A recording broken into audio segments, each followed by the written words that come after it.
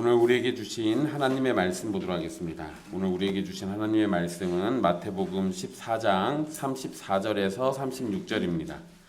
마태복음 14장 34절부터 36절 말씀입니다. 귀하신 하나님의 말씀 받들어서 읽도록 하겠습니다. 그들이 건너가 게네사렛 땅에 이르니 그곳 사람들이 예수이신 줄을 알고 그 근방에 두루 통제하여 모든 병든 자를 예수께 데리고 와서 다만 예수의 옷자락에라도 손을 대게 하시기를 간구하니 손을 대는 자는 다 나음을 얻으니라. 아멘. 이 말씀은 살아계신 하나님의 말씀입니다. 우리 지난 시간 오병이어 사건을 함께 살펴봤습니다. 우리는 이 오병이어 사건을 통해서 예수님이 하나님이심을 다시 확인할 수 있었고, 하나님이신 예수님이 우리를 긍휼히 여기시며 사랑을 아끼지 않으심을 알 수 있었습니다. 오늘도 우리를 다스리시는 예수님께서는 직접 오병이어 사건과 같은 기적을 우리에게 보이지 않으실지라도 우리는 알지 못하는 순간에도 예수님의 사랑과 긍휼하심을 받고 있음을 기억해야 합니다. 예수님을 믿는 모든 사람은 그의 은혜가 차고도 넘치도록 받게 됨을 항상 기억하십시오. 오늘 본문의 말씀은 아주 짧지만 여전히 예수님께서 하나님이심을 드러내는 말씀입니다. 22절에서 33절의 말씀에서 제자들은 폭풍을 만나서 죽을 고생을 하게 됩니다. 그리고 그렇게 고생했던 제자들은 게네사렛 땅에 도착하게 됩니다. 이 게네사렛이라는 지역은 마태복음에서 처음 등장하는 장소입니다. 이 구약 성경에서는 긴네렛이라고 되어 있습니다.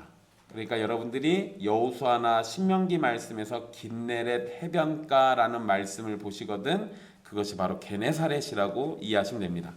게네사렛은 이 넓은 평원 지역을 가지고 있습니다. 그래서 무화과나 감람나무, 종려나무 등 농사가 아주 잘 되는 지역이고요. 또 바닷가를 접하고 있기 때문에 수산물도 풍부한 지역입니다. 농사가 잘 되고 수산물이 많으면 뭐가 많을까요? 그렇죠. 인구가 많습니다. 먹을 게 많으니까 사람들이 자연스럽게 많을 수밖에 없겠죠. 그래서 이곳은 사람들이 많이 모여 사는 곳입니다. 누가복음 5장 1절에 보시면 게네사렛이라는 이름이 거기에서도 등장하는데요. 이때는 게네사렛 호수라고 표현을 합니다. 그러니까 재미난 것은 누가복음 5장의 기록은 어부인 시몬과 그의 형제들을 제자로 부르시는 장면입니다. 그런데 이 장면은 마태복음에서는 4장 18절 이후에 기록되어 있거든요. 그런데 마태복음에 보면 예수님께서 갈릴리 해변을 다니시다가 베드로와 안드레를 부른 걸로 되어 있습니다. 이것을 통해서 우리가 알 수 있는 건 게네사렛 호수라고 부르는 지역을 갈릴리 호수라고도 부른다는 겁니다. 우리는 보통 갈릴리 바다만 잘 기억하고 있잖아요. 그런데 성경에 게네사렛 호수 또는 게네사렛 바다라고 부르면 그게 바로 이 갈릴리 바다를 얘기하는 거예요. 그러니까 성경은 두 가지를 섞어서 쓰고 있다. 이렇게 이해하시면 됩니다. 이 사람들이 참 줏대 없이 뭐 이걸 섞어 쓰고 말고 막 이런. 여러분 이건요 쉽게 생각하시면 됩니다. 서울에 있는 강이 이름이 뭐죠? 한강이죠. 양평 옆으로 흐르는 강은 뭐죠? 한강이에요. 자, 우리는 이런 서울에 있는 강 그러면 서울에 있는 강? 한강이지. 한강을 서울에 있는 강이라고도 불러요. 양평 옆에 흐르는 강 보통 남한강이라고 부릅니다. 근데 양평 옆에 흐르는 강? 그거 한강이에요, 사실. 네. 근데 그게 양평 옆에 흐르는 강 그러니까 같은 강이어도 지역 옆에 있으면 그 지역의 이름을 붙여서 말하듯이 게네사렛 호수나 갈릴리 호수라고 부르는 거는 그냥 그 지역에서 붙여서 부르는 거예요. 그러니까 얼마든지 이럴 수 있다. 성경에 보면 디베랴 호수라는 말이 또 나옵니다. 그것도 역시 갈릴리 바다를 얘기하는 겁니다. 그러니까 그냥 여러분 이런 거죠. 우리 동네에 살고 있으면 우리 동네 이름 붙이고 싶은 거죠. 그냥 그렇게 이해하시면 아주 간단하겠습니다. 자, 35절에 게네사렛 사람들이 예수님을 발견하고 알아봤다라고 기록하고 있습니다. 예수님의 명성이 게네사렛 지역의 사람들에게 알려졌다라는 건데요. 어쩌면 오병이어 기적이 있을 때 그 자리에 게네사렛 사람들이 있었을 수도 있습니다. 왜냐하면 오병이어 사건 때 적게는 10,000명, 많게는 20,000명, 30,000명의 사람들이 모인 거였으니까 이게 이 당시에 한 도시의 마을 사람들이 많아야 5,000명이에요. 그러니까 몇만 명이 모였다는 얘기는 주변에 있는 웬만한 도시들에 있는 사람들이 죄다 몰려왔다는 얘기예요. 그렇게 치면 게네사렛 지역의 사람들도 왔었을 가능성이 얼마든지 있는 겁니다. 어떤 식으로든 예수님에 관한 이야기가 게네사렛에 전해졌고 사람들이 알아봤다라는 것은 이전에 예수님을 직접 본 사람들이 있을 수 있다는 것을 의미합니다. 이것이 또 충분히 가능한 것은요, 예수님이 주로 활동하신 지역의 이름이 가버나움인데 가버나움에서 3km 떨어진 곳이 게네사렛이에요. 그러니까 여러분, 여기에서 용진 가는 것보다 더 가까운 거리에 있는 거예요. 그만큼이면 사실 바로 내 옆 동네인 거죠. 그러니까 이 예수님에 대해서 충분히 알아볼 수 있고 아주 가까우니까 예수님에 관한 소문도 쉽게 알려졌을 겁니다. 그리고 오가는 사람들을 통해서 예수님의 얼굴이 이미 충분히 알려졌을 수도 있는 거예요. 자, 사람들은 예수님이 오셨다라는 소식을 주변 마을로 전했습니다. 그러자 사람들은 모든 병자를 예수님께 데리고 왔습니다. 누굴 데리고 왔다고요? 병자들을 데리고 왔어요. 사람들의 반응을 보면 예수님이 어떤 분으로 알려진 겁니까? 병 고치는 분으로 알려진 거예요. 병 고치는 분. 여러분, 제가 익산에 있을 때 익산 교회에 칼 가시는 집사님 한 분 계세요. 니어커 끌고 다니시면서 칼을 가시는데요. 이분이 동네마다 돌아다녀요. 그러니까 이분이 나타나면 동네에서 칼 가실 분들은 죄다 칼 가위 들고 나타나세요. 칼 참 기가 막히게 잘 가시긴 합니다. 그러니까 이 사람은 칼 가는 사람으로 알려져 있으니까 그분의 니어커가 나타나면 사람들이 자연스럽게 칼을 갖고 나오는 거죠. 그러면 병자들을 데리고 나왔다는 얘기는 예수님에 관한 소문의 가장 1차적인 건 뭐냐면 병 고치는 바로 그 위대한 분이 나타났다예요. 그러니까 병자들을 죄에다 데리고 왔겠죠. 게네사렛 사람들이 예수님에 관해서 어디까지 이해하고 믿고 있는지를 판단하는 것은 어려운 일입니다. 그렇지만 이들이 예수님의 능력에 관해서 듣고 알았다는 점은 우리가 알 수 있어요. 그리고 게네사렛 사람들은 예수님이 자비롭게 병든 자들을 고쳐주신다라는 점도 알고 있었을 겁니다. 그렇기 때문에 예수님이 오셨다라는 소식을 듣고 사람들이 병든 자를 데리고 몰려왔던 겁니다. 만약에 예수님께서 이런 상황이 불편하셨다라면 또는 싫으셨다라면 어떻게 하면 돼요? 그냥 배 타고 다시 가면 돼요. 아니면 제자들하고 다른 장소로 이동하시면 됩니다. 하지만 그렇게 하지 않으셨다라는 것은 예수님이 병자들을 외면하지 않으시고 또한 사람들을 차별하지 않으시고 관심과 동정심을 보이신다라는 것을 알 수 있습니다. 예수님이 사람들에게 관심을 보이시고 동정심을 갖고 있다는 건 굉장히 중요한 이야기입니다. 36절 말씀을 보면 사람들이 예수님의 옷자락에라도 손을 대게 해주시기를 간구하고 있습니다. 우리는 옷자락과 병고침에 관한 이야기를 알고 있는데요. 이미 들은 적이 있습니다. 마태복음 9장 20절에서 22절 말씀에 보면 예수님의 겉옷 가장자리를 만진 것으로 병이 나았던 혈루병 앓은 여인이 등장합니다. 이 여자의 경우와 비슷한 요청을 게네사렛 사람들이 하는 것을 보면 혈루병 앓은 여인을 고쳐주신 이야기가 사람들에게 널리 알려졌을 겁니다. 그러니까 와가지고 우리도 옷자락이라도 만지게 해주세요 라고 몰려와서 이야기하고 있는 거죠. 게다가 많은 사람들이 몰려왔기 때문에 예수님을 만나볼 가능성이 없을지도 모른다고 생각한 사람들이 예수님의 옷 가장자리라도 만져서 병을 고치고 싶었을 겁니다. 정확한 숫자는 알 수 없지만 예수님이 평소에 병을 고치신 방식을 생각해 보면 직접 고쳐주셨을 겁니다. 하지만 많은 수의 사람들이 몰려왔기 때문에 그렇게 하지 못하고 예수님 주위에 사람들이 가득했던 거예요. 자, 이런 상황이니까 사람들이 어떻게든 직접 병 고침을 받는 거 아니더라도 옷자락이라도 만지게 해주세요 라고 이 간구를 하고 있는 거예요. 그리고 예수님의 허락을 구하고 있었습니다. 자, 이 36절에 간구하니로 번역된 단어가 미완료형으로 되어 있어요. 이 얘기는 계속해서 요청을 했다는 거예요. 계속해서 허락해 주실 것을 요청하고 있다는 의미입니다. 그렇게 손을 대는 사람들은 또 다 병고침을 받았다는 기록으로 게네사렛에서 일어났던 일은, 이 사건은 아주 간단하게 정리가 되고 있습니다. 자, 예수님이 오셨다는 것을 들은 게네사렛 사람들이 예수님께 모여들은 모습은 나사렛 사람들이 보인 반응과 대비가 됩니다. 나사렛 사람들은 어떻게 했죠? 예수님이 왔다고 해서 모여들진 않았어요. 사실 예수님이 나사렛 사람들이 모여있는 곳으로 가셨죠. 그들의 회당으로 가셨잖아요. 그래서 그들의 회당에서 말씀을 증거하셨잖아요. 근데 나사렛 사람들의 반응을 생각해 보면 그들은 예수님에 관해서 들리는 소문을 알지 못했던 것으로 보입니다. 어쩌면 그들이 예수님에 관한 소문을 들었어도 자신들이 가진 선입견으로 그 소문을 믿지 않거나 부정했을 겁니다. 분명 예수님은 고향 밖에서는 대접을 받고 있는 거예요. 물론 예수님을 부정하고 거부하는 사람들은 계속해서 등장하지만 그러는 가운데 예수님을 바라고 소망하는 사람들도 있다라는 것을 오늘 본문을 통해서 우리는 알 수 있습니다. 우리 시대에도 예수님을 거부하는 사람들이 있지만 반면에 예수 그리스도의 복음과 구원과 사랑의 손길을 기다리는 사람들도 있을 겁니다.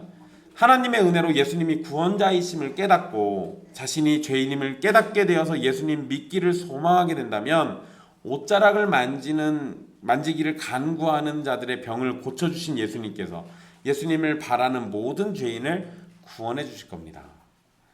마태복음 14장 전체 내용을 보시면요, 처음에는 세례 요한의 죽음을 제외하고 연속해가지고 기적을 다루고 있습니다. 예수님은 능력이 많으신 분이셔서 음식이 초자연적으로 늘어나게도 만드실 수 있습니다.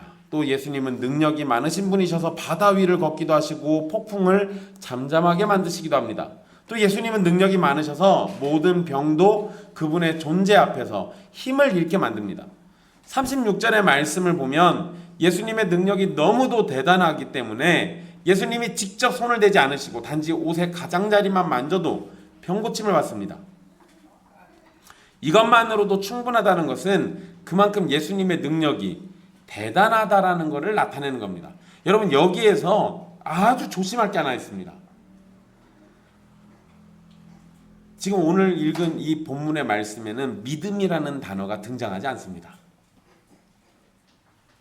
보통 옷자락을 만져서 고침받았다 이러면 사람들이 뭔 생각하냐면 그래, 옷자락이라도 만지려고 하는 그 믿음, 이걸 강조하거든요. 그런데 본문에는 믿음이라는 단어가 아예 안 나와요. 즉 예수님의 옷자락을 만지고 병고침을 받은 사람들은 믿음이 있고 없고를 따져서 병고침 받았던 것이 아니라는 것을 의미하는 거예요. 아니 목사님, 그럼 믿음 없이도 병을 고칠 수 있다라는 겁니까? 그럴 수도 있죠. 사람들이 왜 이렇게 각박하세요? 믿음 없이 병고침 받을 수도 있지. 중요한 건 예수님은 긍휼히 여길 자를 긍휼히, 차별 없이 긍휼히 여기시는 분이십니다. 그래서 예수님을 따라서 살아가는 교회와 성도도 차별 없이 긍휼을 베풀어야 하는 거예요. 본문이 가르쳐주고 있는 것은 그 지점이에요. 내가 좋아하는 사람에게 긍휼과 자비를 베풀고 내가 싫어하는 사람이 도움이 필요할 때는 외면하는 것은 성도가 보일 모습이 아닙니다. 그리고 성도가 싫어하는 사람이 있다라는 점이 비난받고 잘못된 건 무조건 아니지만 싫어하고 미워하는 감정이 성도에게 있다라고 한다면 과연 그것은 옳은 것인가? 이것도 생각해 봐야 돼요. 물론 악인은 싫어하고 미워해야지. 근데 그런 게 아니라 나와의 어떤 감정 때문에, 어떤 관계 때문에, 어떤 상황 때문에 내가 그 사람을 싫어하고 미워할 수도 있잖아요. 근데 성도들에게 그런 감정이 있는 것이 과연 옳으냐 이거예요.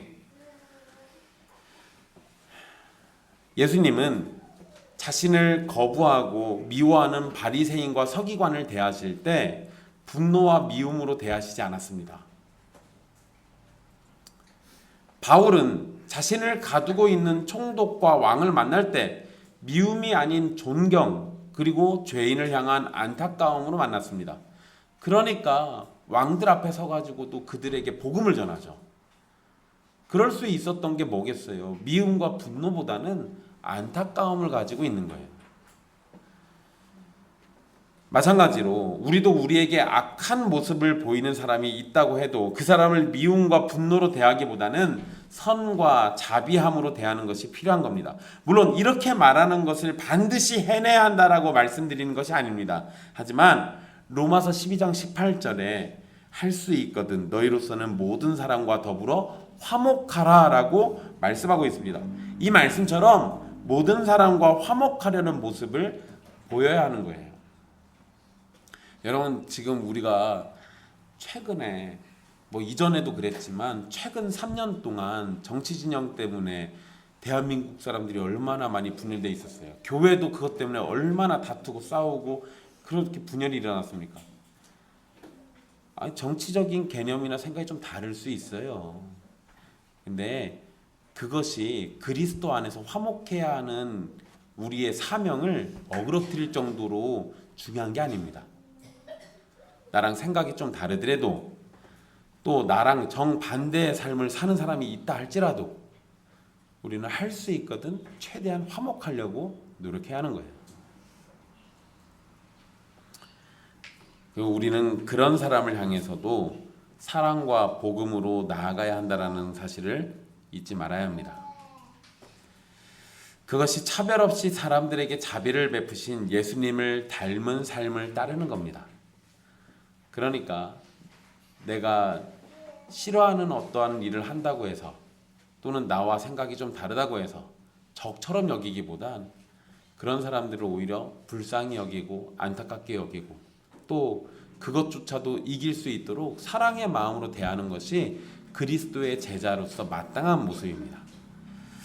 여러분, 이 14장 전체를 잘 생각해 보면요, 14장 초반에 분봉왕 헤롯은 자신이 죽인 세례 요한을 떠올리면서 예수님을 두려워했습니다. 그런데 그 사건 이후에 기록된 기적들을 보면 분봉왕 헤롯은 세례 요한이 아닐까 이걸로 두려워하기보다 하나님이신 예수님을 깨닫고 그 사실을 두려워했어야 돼요. 분봉왕 헤롯은 그런 개념을 계속 안 갖고 있습니다. 예수님이 단지 사람이었다면, 그냥 사람이었다면 그분의 능력은 한계가 있을 겁니다.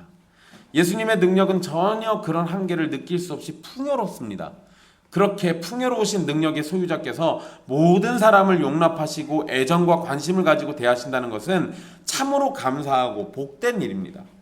게네사렛 사람들을 차별 없이 만나주신 예수님의 모습을 통해서 그분의 은혜로우심을 우리는 발견하게 됩니다.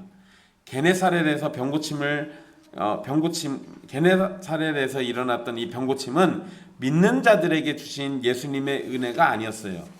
게네사렛에서의 병고침의 핵심은 앞에서도 언급했던 것처럼 사람들의 믿음에 있는 것이 아니라 예수 그리스도의 무한하신 능력과 사랑에 있습니다. 믿음을 가지고 옷자락에 손댄 사람도 있겠지만 그렇지 않은 사람도 있을 겁니다. 그런데 성경은 손을 대는 자는 다 나음을 얻으니라 라고 증언합니다. 즉 믿음을 따라서 고침을 받은 것이 아니라 예수 그리스도께 나아오는 모든 자에게 은혜를 베푸셨다라는 겁니다. 그러니까 차별 없이 은혜를 베푸시는 예수님을 우리는 이 본문을 통해서 1차적으로 생각을 해야 돼요. 그러니까 우리도 차별 없이 사람들을 사랑해야 하는 거예요. 어려운 일이긴 합니다. 그래도 힘내서 열심히 해보십시오. 그런데 이걸 이제 거기에서만 얘기하지 마시고 이것을 우리의 구원과 연결해서도 생각해 보십시오. 예수님께 나오는 사람은 차별 없이 은혜를 베풀어 주시잖아요. 그 개념을 구원과 연결해서 생각해 보세요. 예수님을 믿고자 나오는 사람에게 어떠한 걸림돌도 존재하지 않습니다. 어떠한 장애물도 존재하지 않습니다. 예수님을 믿고자 나오는 사람에게 예수님을 못 믿게 만드는 장애물은 이 세상에 존재하지 않아요. 예수님께 은혜 얻기를 소망하는 사람들이 모두 나와서 은혜를 얻은 것처럼 구원받기 위해서 예수님을 믿기를 소망하는 사람들은 누구나 예수님께 나올 수 있고 예수님은 그렇게 나온 사람들을 영접해 주십니다. 물론 여러분, 우리는 아무나 예수님을 믿지 않는다라는 점을 알고 있고 기억해야 합니다. 예수님을 믿는 것과 병고침 받는 것이 동일한 것으로 취급될 때도 있지만 오늘 본문에서는 이것을 같은 것으로 취급하지는 않아요.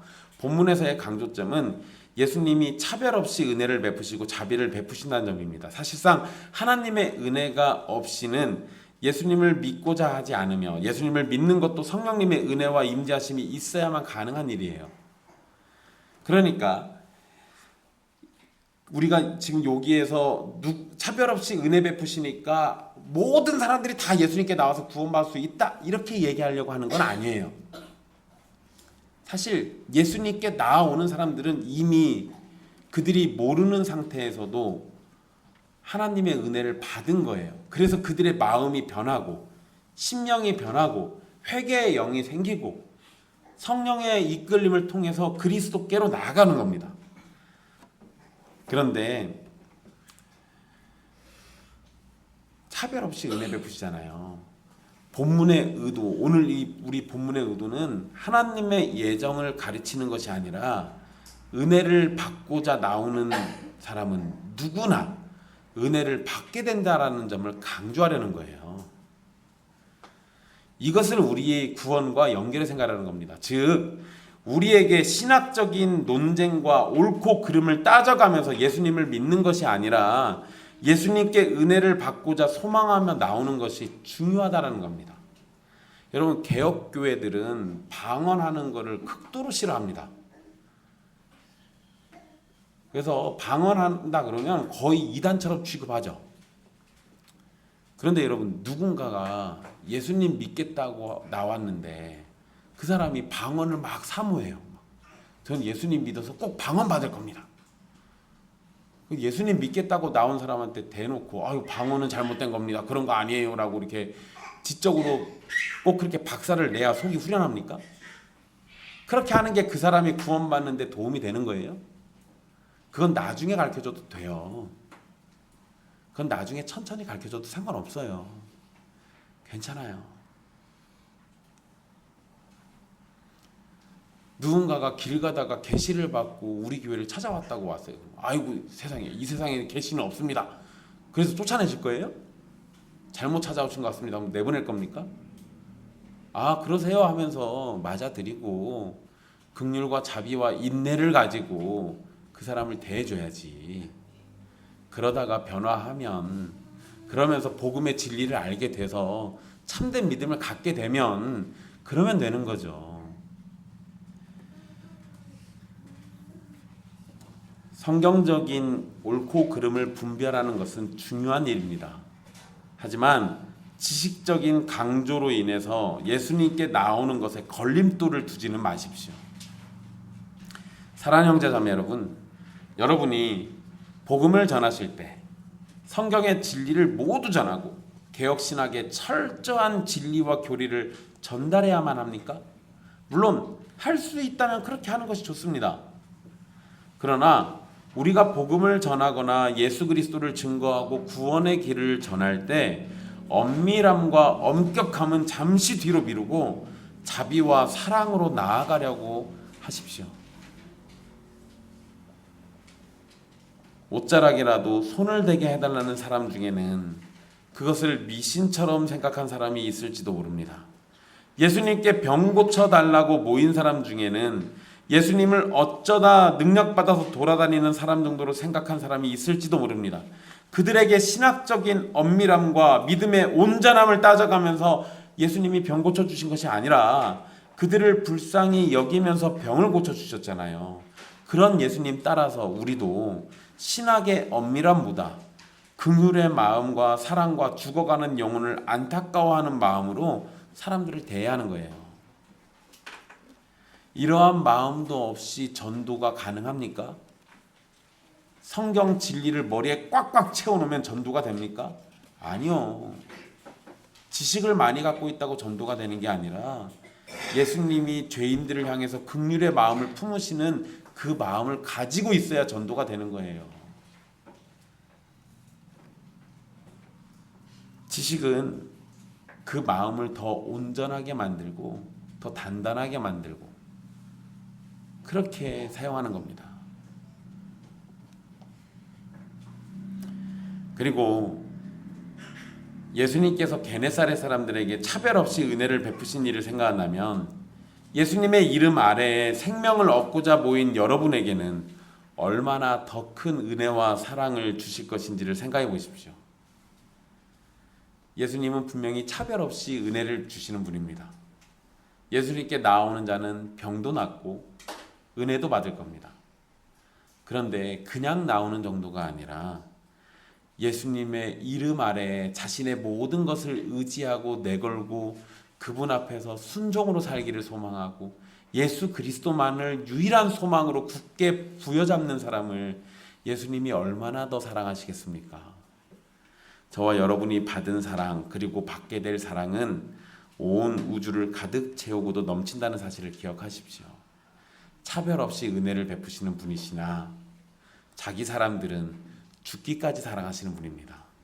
그 예수님을 오늘도 우리는 믿음으로 찬양하는 겁니다. 기도하겠습니다.